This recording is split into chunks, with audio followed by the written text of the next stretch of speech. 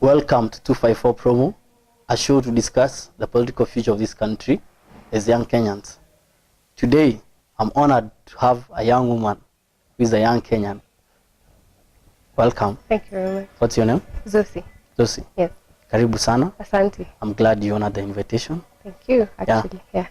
We are here to discuss the journey that we have to take as young Kenyans to take this country forward. Yeah.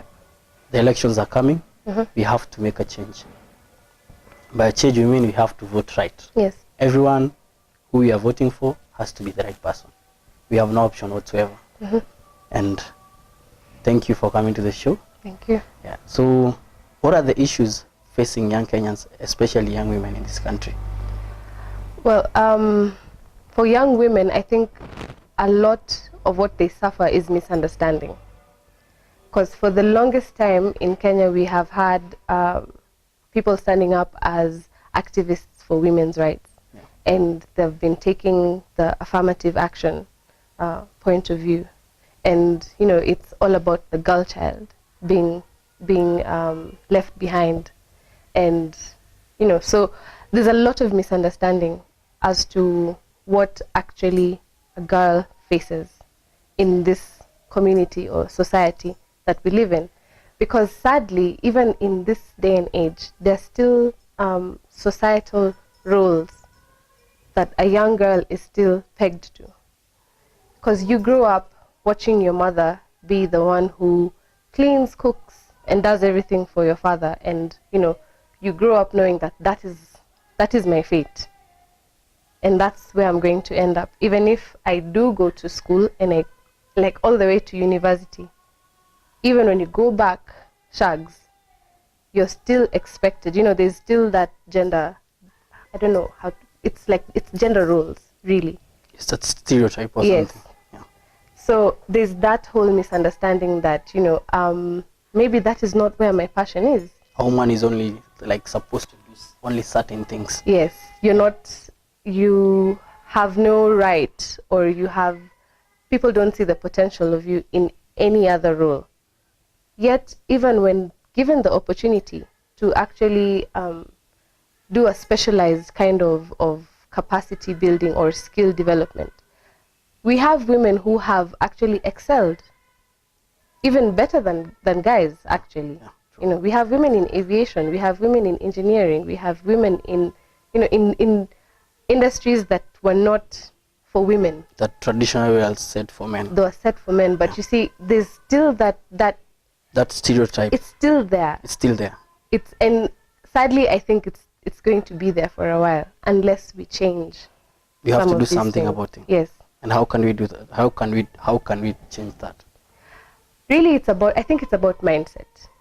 Because you can only tell someone something, you know, a number of times. And we have had this message over and over again. Like, a woman is not just useful in the home. She's not just, you know, a cook. She's not just a cleaning lady. But it's still not changing. So I think right from the formative stage, when we're raising our children, we need to stop this stereotypical type of raising a child. When I was growing up, all the girls had dolls to play with, and the boys were given cars. Why? Because the girl is being taught how to be a mother. Yeah. Playing with a doll is like, you know, playing with a little child, and you know, taught how to dress them, feed them. You know, that's what they. Why not give the girl the car? And give the young, you know, the doll. Yeah, or even in very basic things, it's all about messaging. Yeah. Even in the books that we grew up reading. Hello, children, read with us. What was Mr. Kamau? He was a driver, but what was the mother? She was in the kitchen the whole time. Think about it. It's all about messaging. True. Yeah, true. So if we place women, even in the media, even in everything that is put out there, if they can be placed in other roles that are not traditional, then we will eventually have that mindset change. Because right now we are experiencing something that has been waited for a very long time.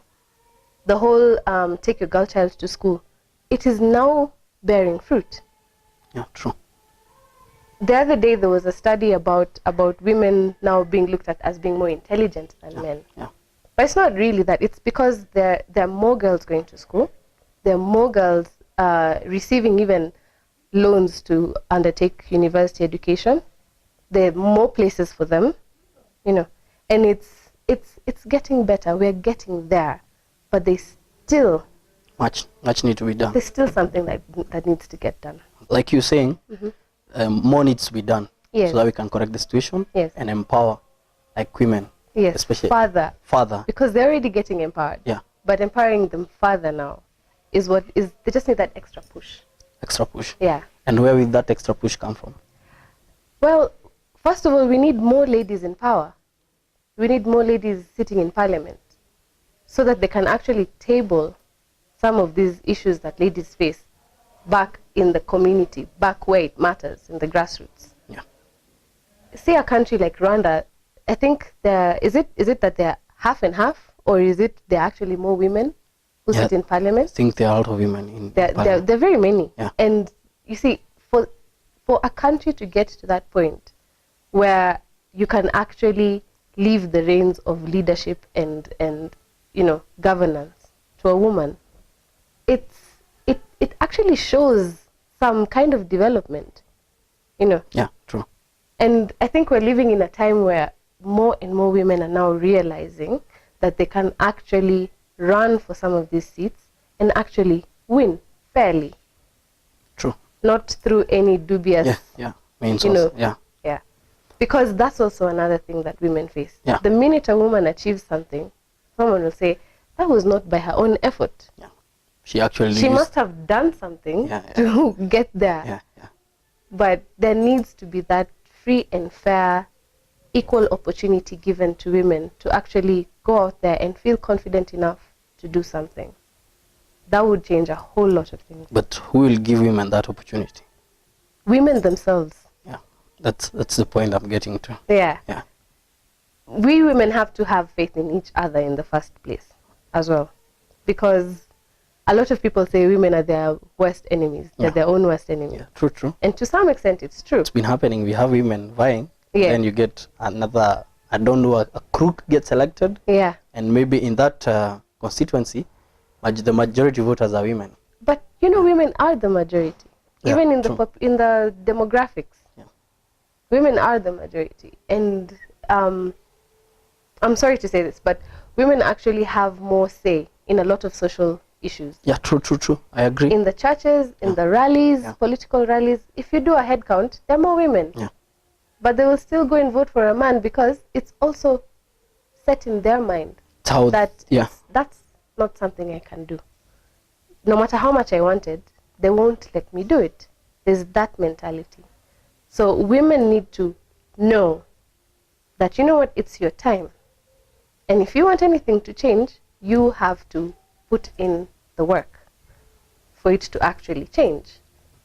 How can we, as young Kenyans, make sure, like, the young women, like young Kenyans who are women, like, how can you tell your colleagues and everyone how you can transform that situation? Because if you do that, if we get it right this time, as we grow up, the situation will be much better and with more opportunities for you guys and even for us.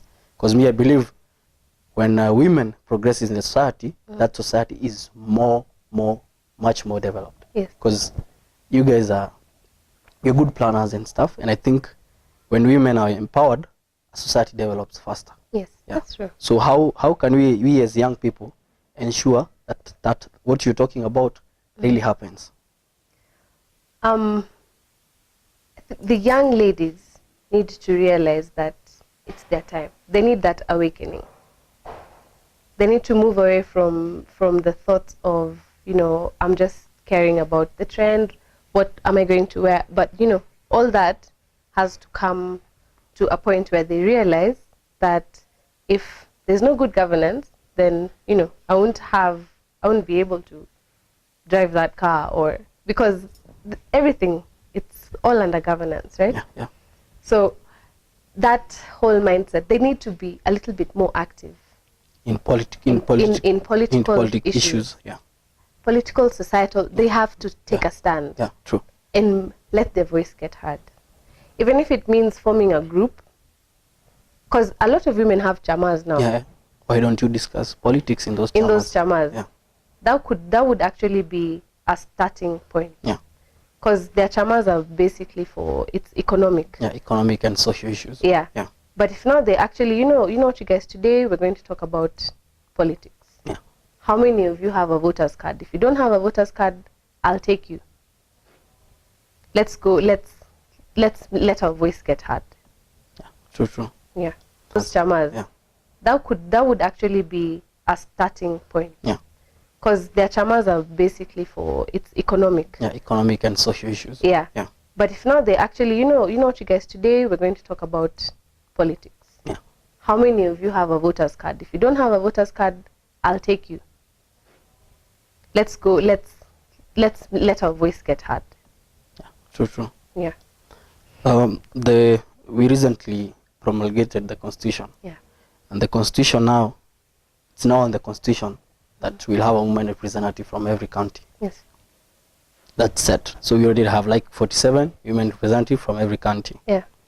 But now in that process, okay, my opinion is I don't want like women, or even us who will be voting, to just vote for a woman just because she's a woman. Yeah. I want a situation whereby we vote for a woman who has the issues of women at heart. Yes. To go and present them there. Yes. But then it boils down to the question of we as young people, we have to ensure from the grassroots we elect the right people. Yes. Is it possible? It's possible, because we need to put everyone who is running for any position to task.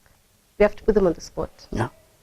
You know, we have to ask them, what do you have in mind for us? What do you have? And then you weigh and see who actually has your issues in mind and at heart. Yeah. Because if we don't do that, then it's voting blindly. Yeah. You might as well send monkeys to go and vote. Yeah. Because they have no idea. So it's a matter of young people knowing that right now we have to ask these guys the hardest questions.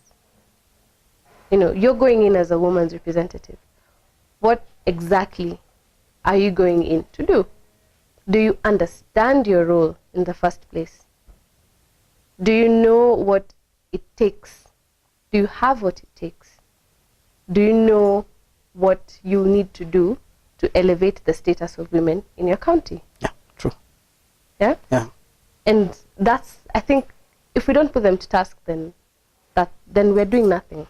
We'll repeat the same mistake that we always do. Okay. I'll ask you a very good question. We have a presidential candidate right now who is a woman. Yes. Would you vote for a woman president yourself? Yes, I would. And not just because she's a woman. Yeah. I think it's high time we stop voting based on, something that we have in common. Be it tribe, be it age. It's about issues. It's about what is this person going to do? Okay. Yeah. Nice. You've heard it. Young Kenyans, young women in this country, they are more informed now, and they are ready to take a collective decision to make sure that they elect the right leaders. And they're even saying to the women representatives, guys who are coming from the county, you have to get it right and elect the right people to represent women in the house. Until next time, keep it 254. Thank you. Thank you for having me. Okay. Yeah.